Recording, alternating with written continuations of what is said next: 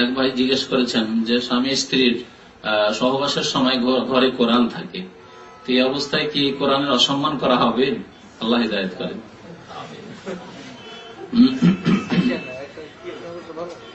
তাহলে যারা হাফেজ সাহেব, যারা আলেম, কোরআনের পেটে কোরআন ভরা আছে, তারা কি করবে? তাদের তো মুসিবত হয়ে যাবে।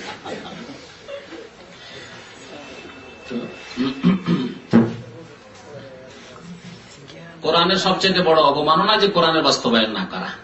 আল্লাহ 100 বারের বেশি আকিমুসসালাহ নামাজ কায়েম করার কথা বলেছেন, আর 5 ওয়াক্ত নামাজ কায়েম করেন, সবচেয়ে বড় অবমাননা। আপনার স্ত্রীর একটা আদেশ, হোম মিনিস্টারের একটা আদেশ হলে আরে নিয়ে যেতেই হবে, আমার স্ত্রী একটা মালা চেয়েছে, একবার বলেছে শুধু। আর আপনার শাশুড়ি, আপনার শালি যদি বলে আমার শালি বলেছে, ওরে হোম মিনিস্টারের বউ না বলে, তাই না? তার কত গুরুত্ব।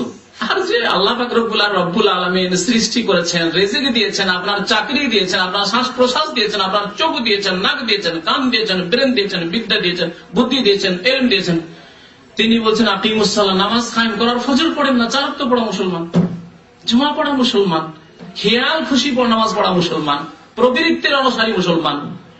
কুপ্রবৃত্তির পূজা করেন, মন হইলে নামাজ পড়েন, না হলে পড়েন না, আপনাকে পড়াই কে?